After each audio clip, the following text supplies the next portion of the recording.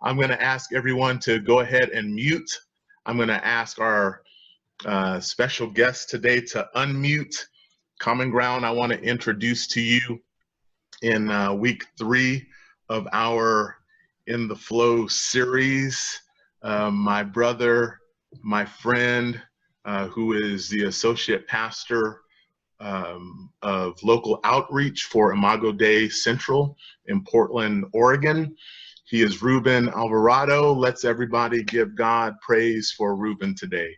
How you doing, my brother? Doing well. How are you? Oh, I'm doing good, man. I'm doing good.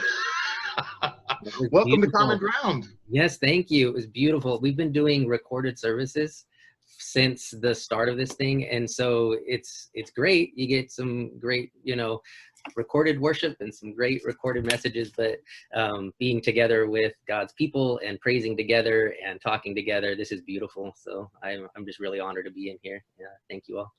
Well, thank you for joining us, man. Absolutely. So I've known you for about 4 years, and without you, I don't know how I would have survived these past 4 years.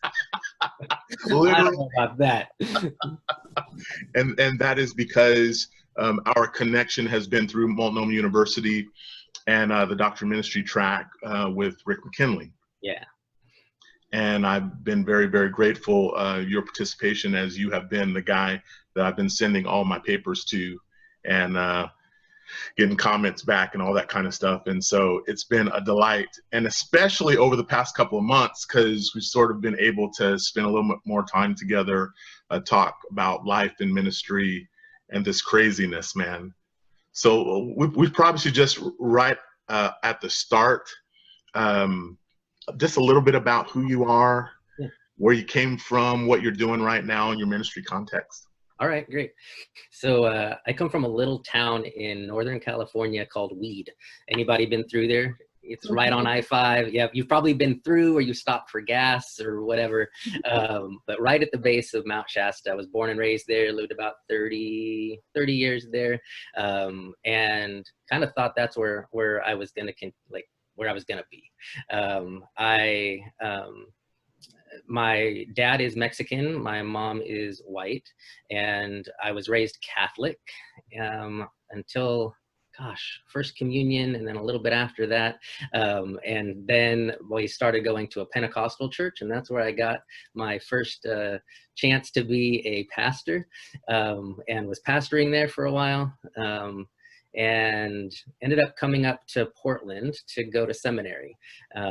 I had received a scholarship to go back to school, and really wanted to go to seminary, and just realized the call that God had put on my heart and in my life, and jumped into Multnomah. And I specifically wanted Multnomah because I saw a somewhat of a diversity in who the professors were, and having been part of 2 denominations that are really good at telling you what their denomination believes, I wanted to see a broad scope of what Christians believe, and to say, how can I engage Scripture and engage the Bible with my own mind and my own heart and the Spirit, and let him work in that way. And we've been here 8 years. My wife and I, Jen, we've been married we just celebrated 20 years. Oh man, congratulations. Thank you. And we have a son that's 14 and getting ready to start high school, but it's in a really weird way, right? Starting high school online, kind of, maybe in person. It's so weird. Man, that is hard, man. Yeah. He's getting robbed the opportunity to go to Walmart to buy new jeans and Dollar Tree to buy new notebooks and pencils, and yep, horrible. The big one is the backpack. He always loves doing that. So we're gonna go get a new backpack. We're like, you're gonna need to put your stuff in something. Let's go get that backpack. Let's make it happen. That's cool. Now tell me just a little bit about the city of Portland, how things going. The reports that all the neighborhoods in Portland are on fire, and people are rioting and blowing each other up. Give us the real skinny now about what's happening in the city. Yeah. Can I ask you a quick question though, before we go too far? All Yeah, right. sure. I, when you asked me to do this, I didn't catch the name of the series for whatever reason. And I saw it coming in what is it, In the Flow? Can you just In tell the me a little flow. bit about why In the Flow? Because there's something about that that has been in my mind as I've been processing what's happening in Portland right now. And I'm just curious about that. Well, a couple of things. First of all, as a musician, I love opportunities to just throw some music in a sermon series.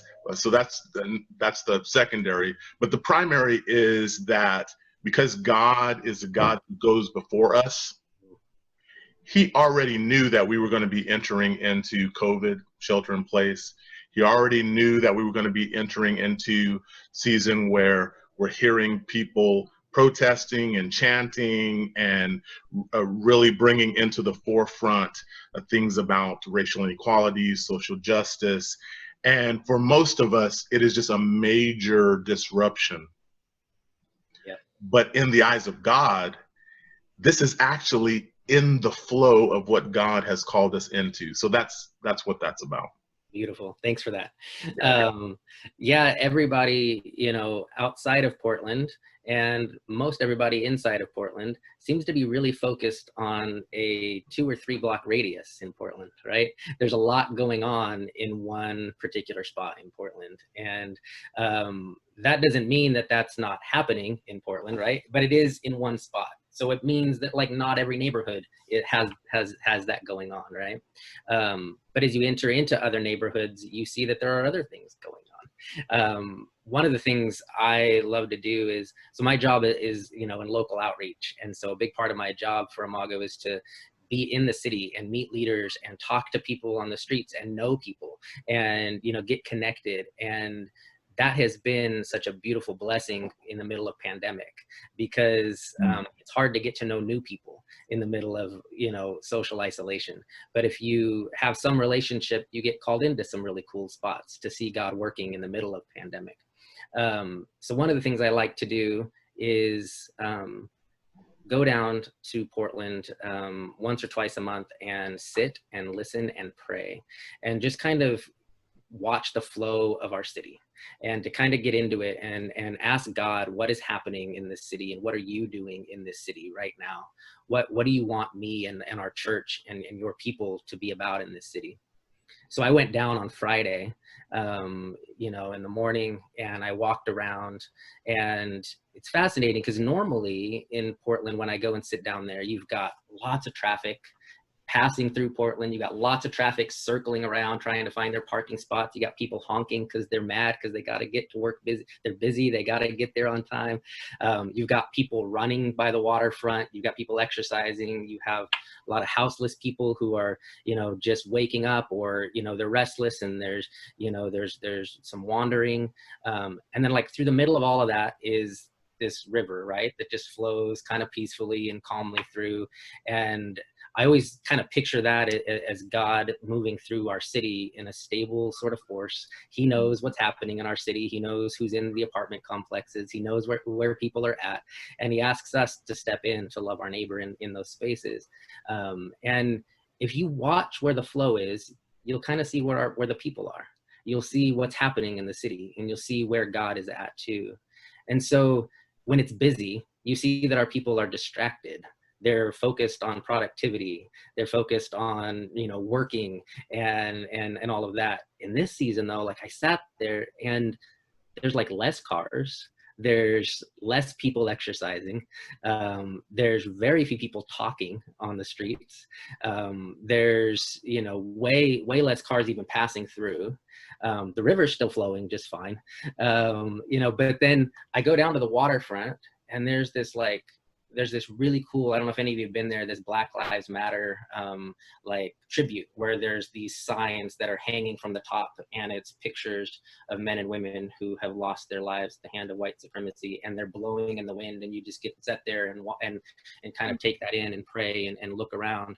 And yet there's like 1 or 2 people that are there engaging it at that moment. And like all of the sidewalk chalk that's there with like messages of love and messages of crying out for justice, it's like they're disappearing, they're kind of fading. But up the street a little bit, is where it seems like the flow is. And there was a whole bunch of people still protesting by the Justice Center. And that's where all the honking was. And that's where all the traffic was. And that's where the cameras are. And that's where the news people are. And that's where the counter protesters are, you know. And it was fascinating to then come back to that place and realize there is something here. We sit at home and we see all of this stuff, and we see what's happening at night. We see what's happening in that space. And our attention's there for a reason, because our city's there for a reason. You know, a lot of our people are there for a reason. And I think it's ours to sit and to listen and to engage and figure out how we can step into that moment. It's a really messy one, but I think that is what God is having us do. That's where he's at moving as well. So. Oh man, that's on point. And I think theologically, we're supposed to step into that space. So why don't we just go to the text and talk about that a little bit? Why don't we open the Greek scriptures, first book in the New Testament, Matthew.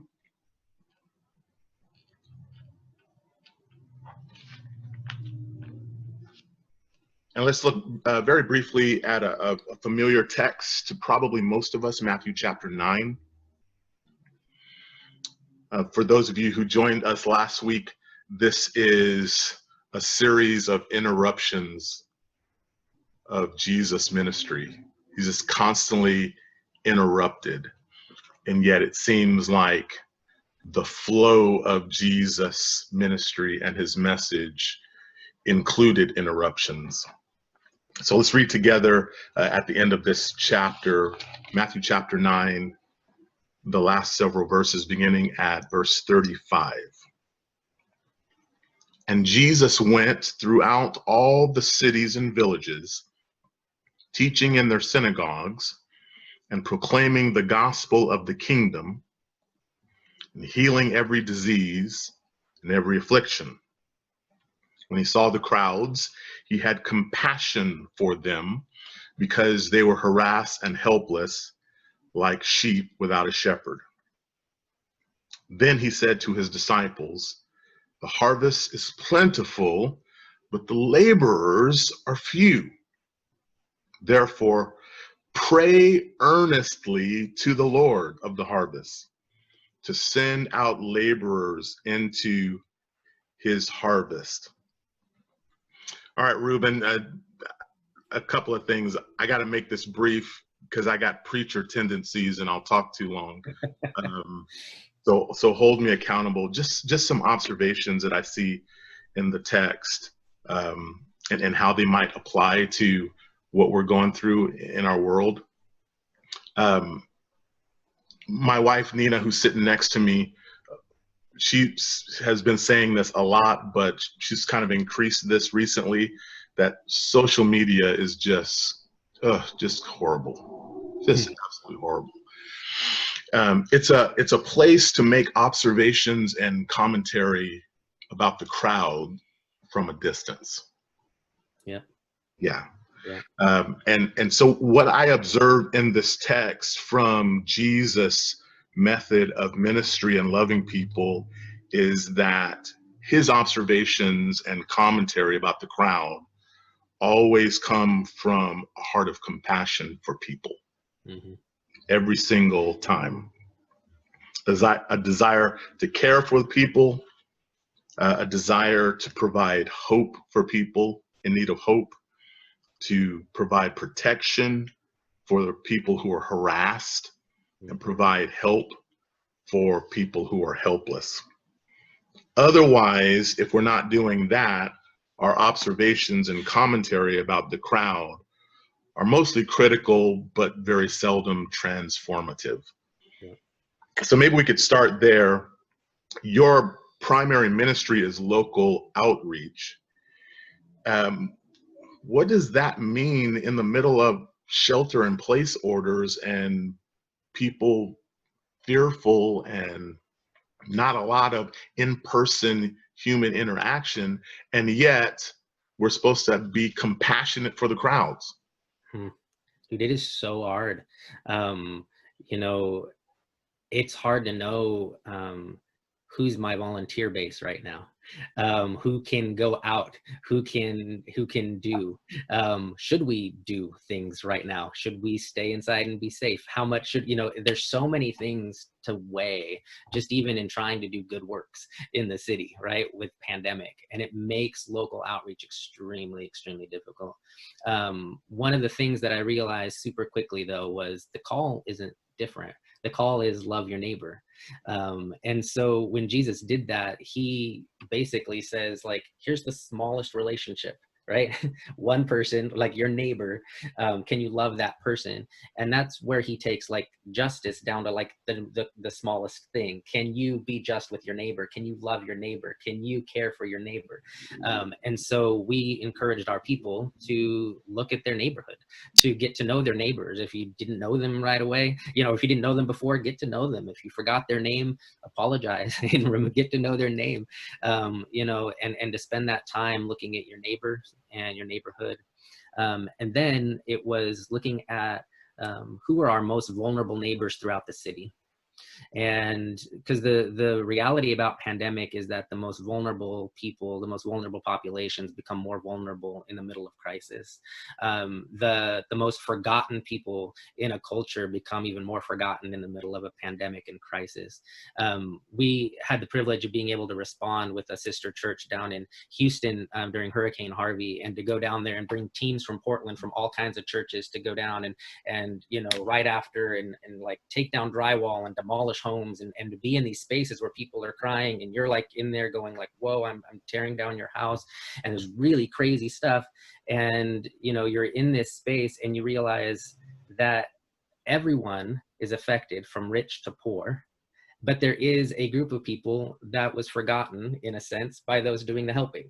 Because who were the ones doing the helping? Who were we in relationship with? We were in relationship with people who looked and were in the same class structure as we were, so that there was a whole group of people who we didn't see. And so we had, that church had to go into places and go like, who are we forgetting? Who are we missing? So those were the questions we had to ask here, and to say, who are we missing? Who are we not seeing? And so I just started making phone calls and reaching out to people who were serving day laborers and undocumented immigrants and people who are being trafficked in our city, people who, refugees, kids in the foster care system, people who are suffering from domestic violence, and to go like, who are our city's most vulnerable right now? Let's get a lay of the land.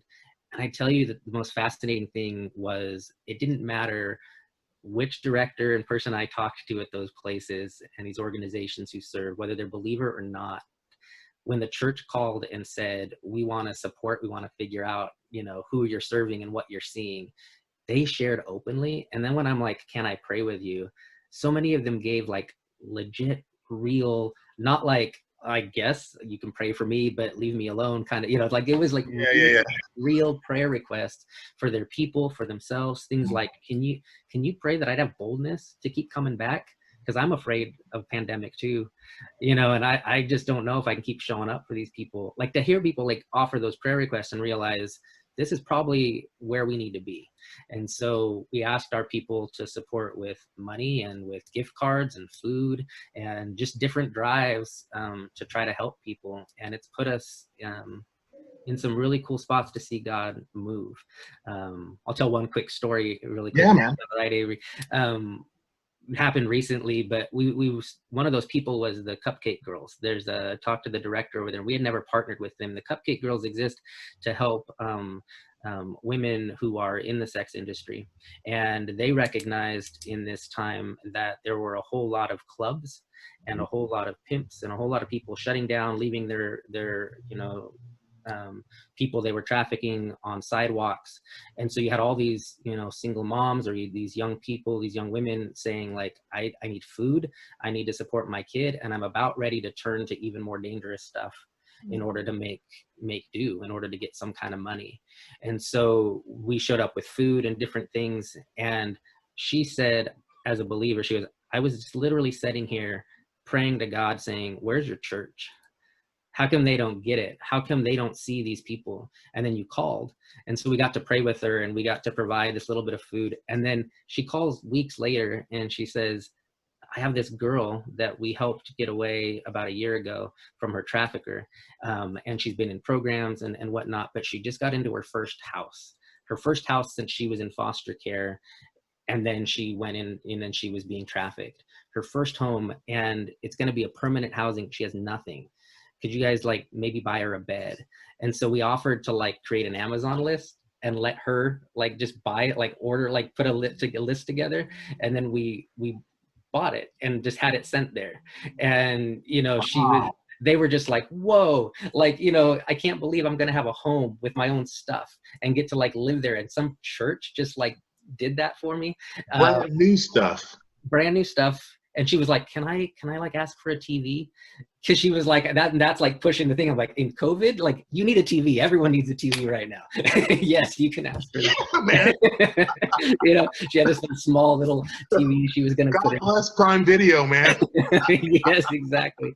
But it's been really cool that we've been invited into some of those spaces, and there've been spaces where the gospel gets to go forward, and you know, care gets to go forward, and it looks way different because our model before was we don't throw money at stuff, we throw people at stuff. It's all about relationality. It's like, let's get our people involved with other people. Let's get them, you know, knowing their neighbor and loving their neighbor.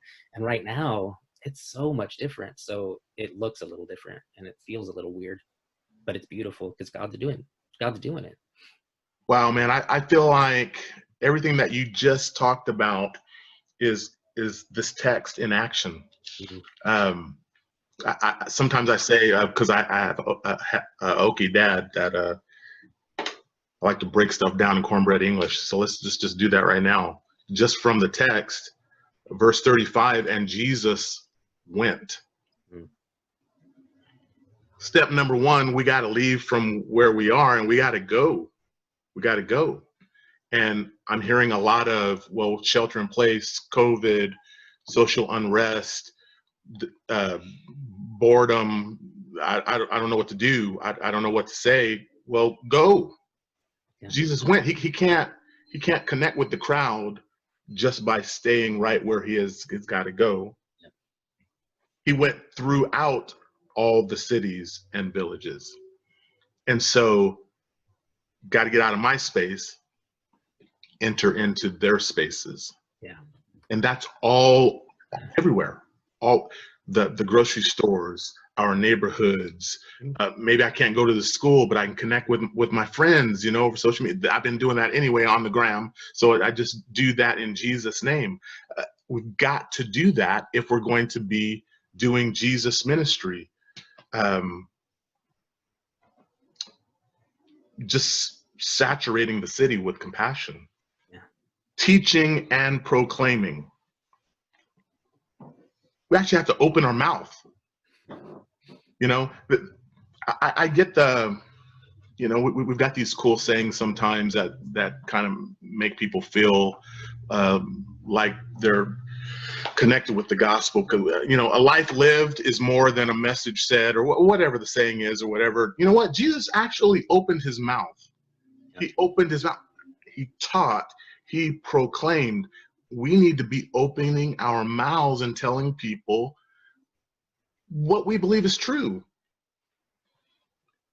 And then he healed every disease and every affliction. Every time I read that, I think every disease, really? Every affliction? Mm. What I get out of that, Ruben, is the touch aspect, that people need to be touched, mm-hmm. whether it's physically or emotionally, with the healing power of Jesus. Yes.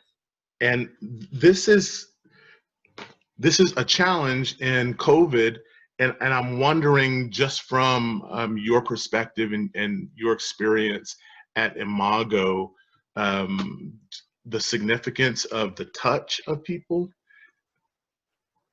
Yeah.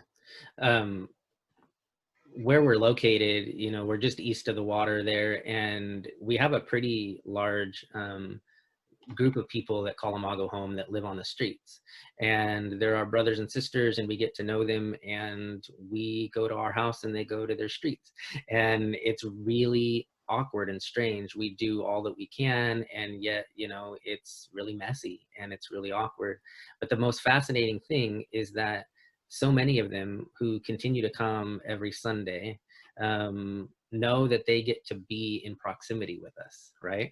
That they get to take coffee and stand at the coffee station with us and pass back and forth the creamer, and they shake hands with people, give hugs, take communion, where we like take your hands, grab bread, dip it in something, stand in line and do that. And there's something beautiful about that touch, that coming into proximity with, that being close to, that tells all of us that we each matter, that we each are loved, that we, have dignity. And the difficulty of COVID for all of us is the lack of touch. But for a lot of those communities, I think about people with disabilities, that where touch is going to be a really important thing, where connection and being in proximity with is super important. And we can't do that right now. And so,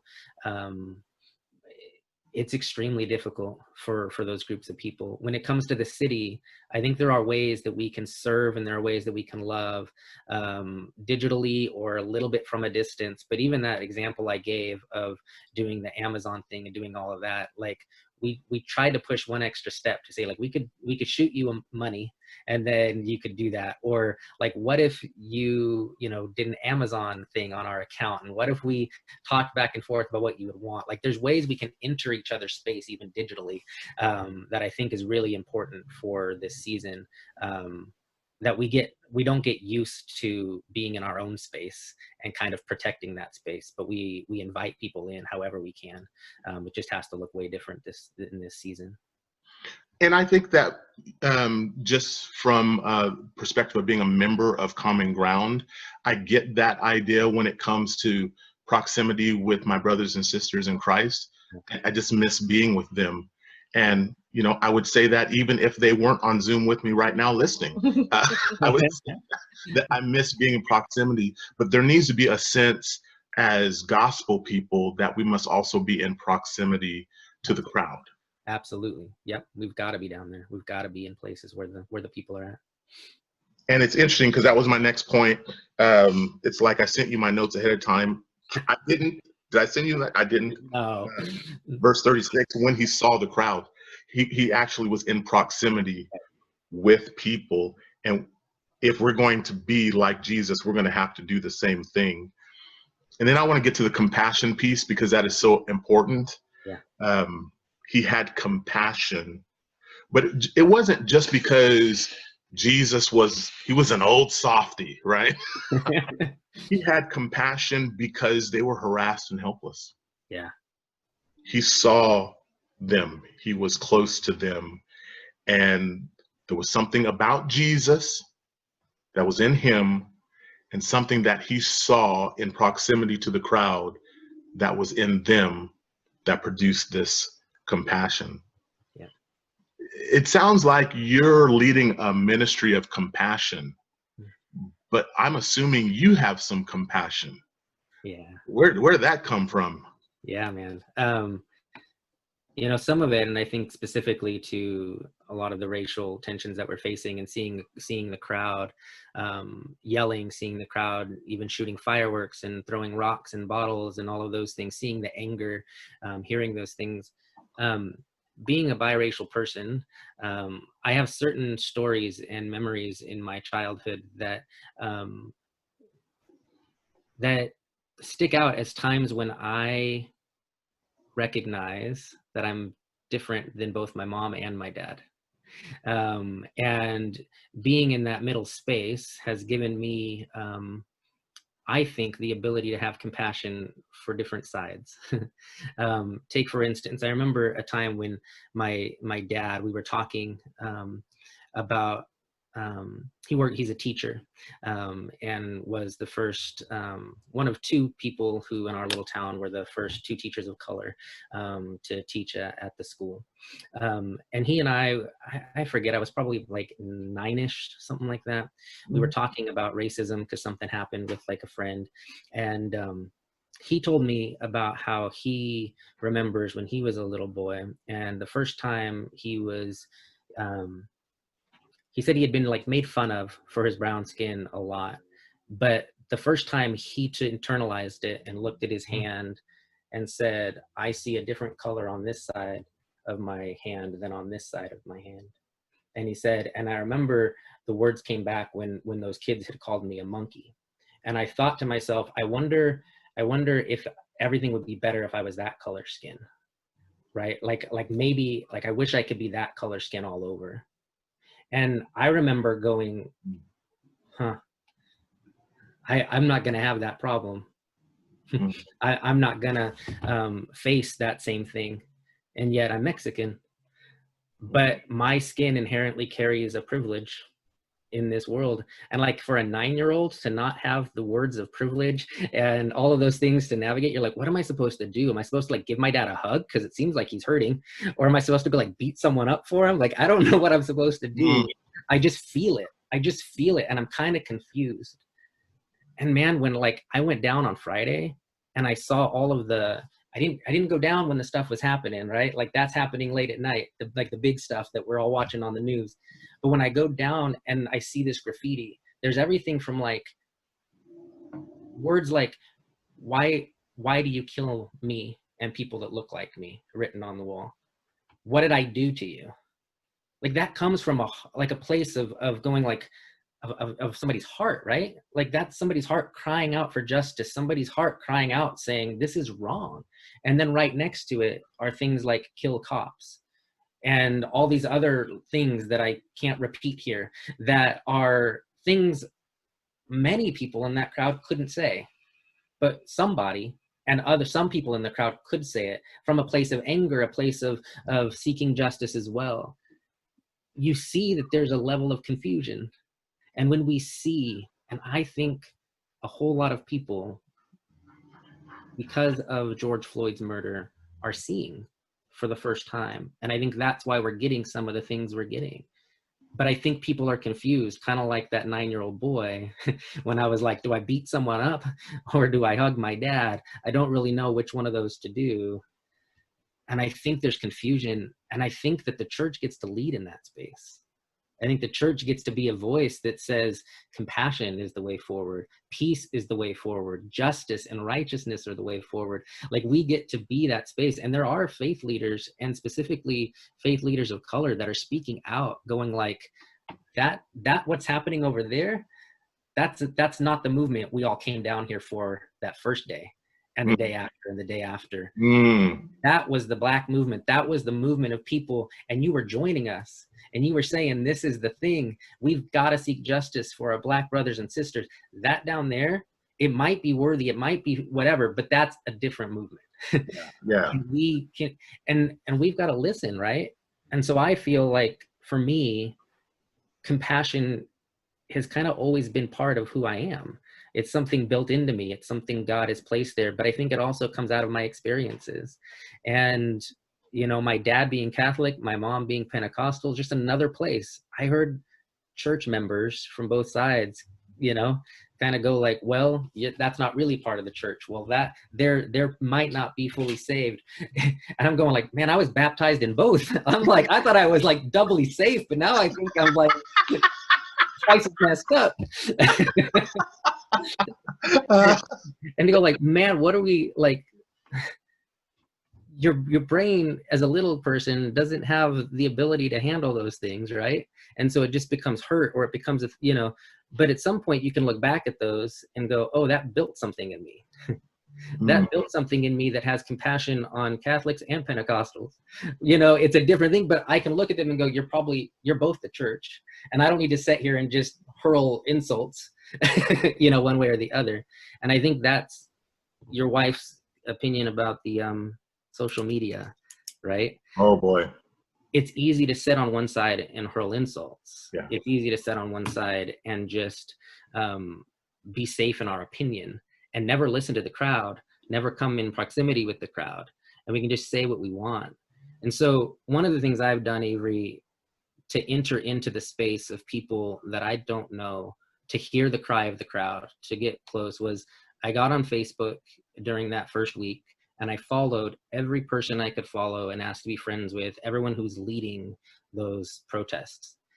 I just wanted to hear, I just wanted to watch. And so each night when they're live casting, I just watch and I see what's happening down there and I see what they're feeling and what they're saying and I hear the hurt that's in their heart. Another way is to, you know, go down and like listen to what's happening right now, right?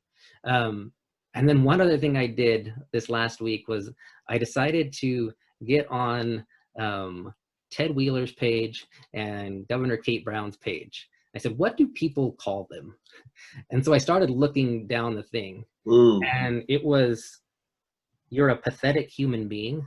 Mm. You are a right-wing nut job, somebody said to somebody else. I hope all you stupid, ignorant people should just get COVID and die. Wow. And to go like, okay, so it took me 10 minutes to find 8 of them. And then, because like stalking's okay on Facebook, right? You can kind of like go in and check. So like I go to their page and like, what's happening? And 7 of those 8 also posted things about Jesus. Also posted things about, you know, our faith. And if those are the people drawing near to the crowd, they're not seeing Jesus.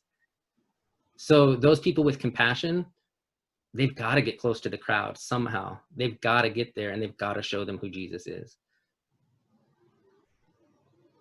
Oh boy. I got to get to one other thing, man, because I just don't feel personally that I'm praying fervently, praying enough. And this text, for some reason, I've read it over and over and over and over, but I just kind of skip over the end of this. We know the harvest is plentiful, the laborers are few, you know, and we, you know, our people resources are limited, our volunteer resources are limited. Well, everything is limited. It's COVID, right? Yeah. But I keep skipping over, therefore pray earnestly to the Lord of the harvest to send out laborers. And that's when I'm hearing from you is that, man, if you've got a heart of compassion, or even if you want to develop a heart of compassion, go hang out with the crowd. But man, maybe we should be praying about that more. Yeah. I think we should be praying. I think we should be lamenting the injustices in our world. I think we should be leading the charge on some of those fronts, right?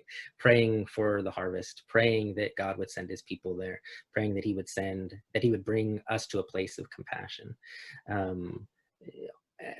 In our staff, we got to do this a couple weeks ago. We broke out into groups and we wrote our own psalms of lament over what's happening in our world around racial injustice. And we talked together and then we wrote these things. And I was reminded about this quote from Oscar Romero, who was Archbishop in El Salvador during their civil war and most violent times. And he, having watched enough of his people die and enough people murdered by the state and, you know, oppression, he started to speak out and became, you know, one of the most outspoken people to seek justice in that. He said, there are some things that can only be seen through eyes that have cried. And that phrase has stuck with me because when I went down and saw the Black Lives Matter posters blowing in the wind and watched these faces and thought about how fleeting life is anyway as it's blowing through the wind and realizing these lives were cut way short because of evil. That should not be. And to think about their mothers and their brothers and their aunties and their uncles and their grandmas and their kids crying. To think about the crowd who's crying, who has cried, who's begging people to see something. And maybe they're confused. Maybe they're not using the best methods all the time, right? Like maybe it just comes out as anger. I kind of don't care. Like I care about destruction of property. I care about those things. We need to see what they cried about. And when we cry over those things, we'll see them. You know, God's asking us to have that kind of compassion. And I think it comes through prayer. I think when we sit down quiet enough and we ask him, God, send people, that comes from a place of compassion already, because you see their lostness, you see where they're at, you see that they need God. When you go to him and lament and say, God, send me, send your people, send your kingdom on earth as is in heaven, in this place, in Portland, that there would be justice and righteousness and peace. Like bring all of that right now, right here in this world, and you pray those things. I think you come to expect them too. You know, God builds into your heart that he's on the move. Yeah. And he brings us to a place where we cry about those things and our heart breaks over them. And I was thinking about in 1 John, there's a statement about, if you see your brother in need, but you close yourself off to him, where is love? And that phrase, it's actually an idiom that's like, don't shut off your bowels to the other person, but like your heart, don't shut off your heart. Don't shut off your compassion to other people. We have to be a people who go to prayer out of compassion and not just shoot shots from across the way because we're angry at the crowd. We need to see what God sees in that group, and we need to see what they're crying over. So I don't know if that answered exactly, Avery, but I feel like a lot of that stuff happens in the middle of prayer when we choose to go there. Brother, this was amazing. This was life-giving, as a friend of mine from Atlanta has described our conversations over the past couple of weeks. And I am grateful to know you and have you as my brother. I'm grateful for you too, man. Love you.